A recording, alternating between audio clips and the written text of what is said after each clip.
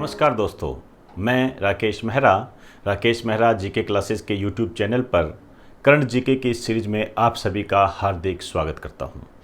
Current GK की इस series में आज मैं जो टॉपिक लेकर आया हूं वो ऑनलाइन कक्षाओं पर प्रतिबंध से संबंधित है। ऑनलाइन कक्षाओं पर प्रतिबंध से संबंधित जो ये डिसीजन लिया था ये कर्नाटक सरकार ने लिया था और इस पर कर्नाटक हाई कोर्ट ने क्या डिसीजन दिया है उसकी हम चर्चा करेंगे। ये आपके कॉन्स्टिट्यूशन से संबंधित है, तो यहाँ मैं आपको सचेत करना चाहूँगा कि इस पार्ट को जो मैं आपको यहाँ बता रहा हूँ उसको मूल अधिकारों में या कॉन्स्टिट्यूशन में वहाँ पर आप इसको ऐड कर लें। इससे आपके नोट्स जो है सिस्टमेटिक और अपडेटेड हो जाएंगे। इसके अलावा आपको यदि ये वीडियो अच्छा लगता है तो आप इसको शेयर करें, सब्सक्राइब करें और लाइक करें और आपके जो फ्रेंड्स हैं उनको ये शेयर करें। इसके अलावा इससे संबंधित जो भी लिंक्स हैं, चाहे वो इस पीडीएफ से संबंधित है, चाहे वो ऑनलाइन क्लासेस के मटेरियल से संबंधित है, चाहे वो ऑनलाइन क्लासेस के डेमो वीडियो से संबंधित है, ऐप से संबंधित है, वो सारे लिंक डिस्क्रिप्शन में दिए जा चुके हैं। आप उन्हें ज़रूर देखें, वो आपके लिए फ्री ऑफ कॉस्ट है। तो अब इस टॉपिक में मैं किस तरीके से क्वेश्चन बन सकते हैं उसको मैं बताने का प्रयास करूँगा। एक लाइन लिखिए,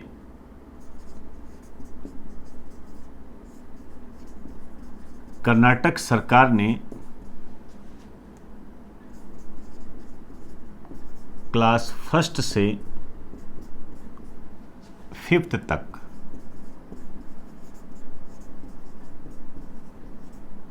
ऑनलाइन कक्षाओं पर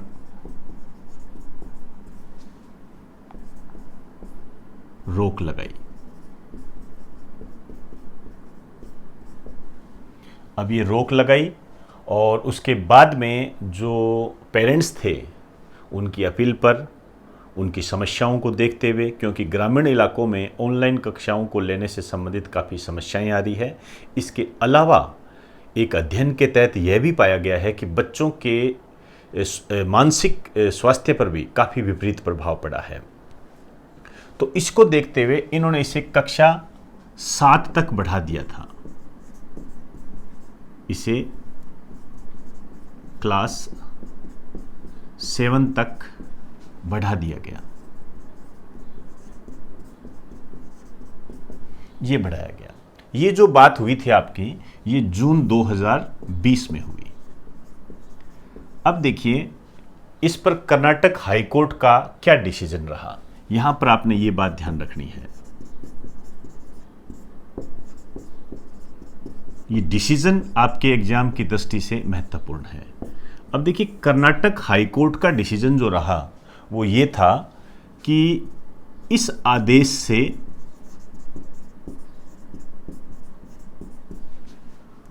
मूल अधिकारों का हनन होता है, फंडामेंटल राइट्स का हनन होता है।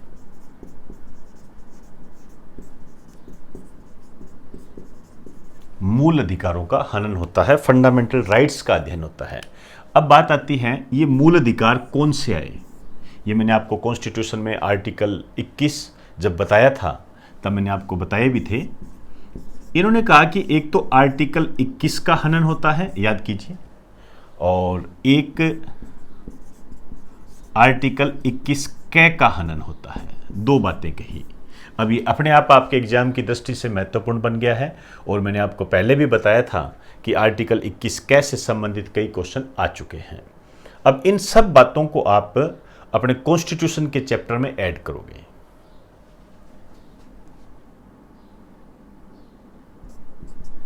ये जो आर्टिकल 21 है इसमें क्या बताया गया है? जीवन जीने का अधिकार।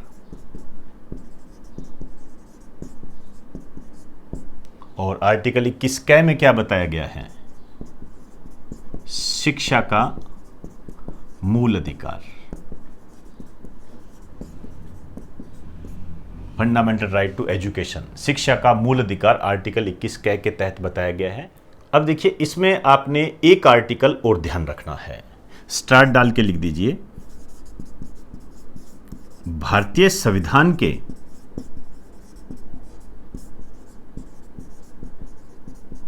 आर्टिकल 162 के तहत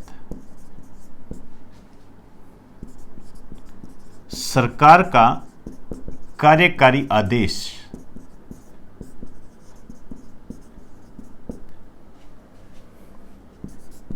आर्टिकल 21 व आर्टिकल 21 के को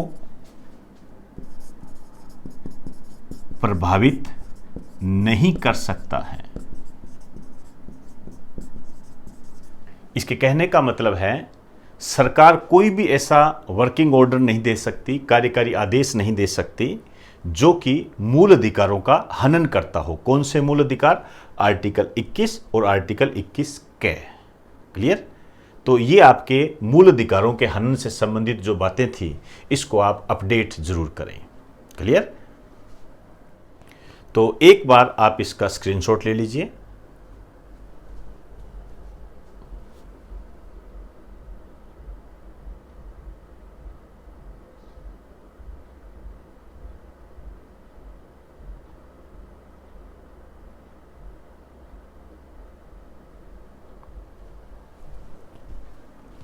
तो दोस्तों, आज हमने ऑनलाइन कक्षाओं पर प्रतिबंध से संबंधित कुछ बातें की जो हमारे फंडामेंटल राइट्स आर्टिकल 21 और आर्टिकल 21 कैसे संबंधित है। अब इस घटना के बाद ये दोनों आर्टिकल अपने आप ही महत्वपूर्ण हो गए हैं और अब जब पुराने पेपर उठा के देखते हैं तो इन आर्टिकल्स पर काफ़ी क्वेश्चन आ चुके हैं। आर्टिकल 21 कै की बात करूं तो ये भारतीय संविधान में एक संशोधन के तहत जोड़ा गया था। 86वां संविधान संशोधन 2002 उसके तहत इसे जोड़ा गया था और उसके बाद में शिक्षा के जो मूल अधिकार को 2010 में एक अधिनियम के तहत लागू किया गया था। ये सारी बातें हम पहले कर चुके हैं और इसके अलावा मैं यहाँ क्लास के स्टूडेंट को सजेस्ट करना चाहूँगा कि इस छोटी सी घटना को अपने स्टडी मटेरियल में ज़रूर ऐड करें। इंडियन कॉन्स्टिट्यूशन के मूल अधिकारों के पार्ट में इसे आप ऐड कर लें। इससे आपके नोट सिस्टमेटिक और अपडेटेड हो जाएंगे। तो दोस्तों, यदि ये वीडियो आपको अच्छा लगा है तो आप इसे अपने दोस्तों को बताएं, शेयर करें, सब्सक्राइब करें और लाइक करें ताकि वो भी इस बदलाव को जान सकें और उनके नोट्स भी अपडेट बने रहें। तो इजाज़त दीजिए। आप सभी को मेरा नमस्कार।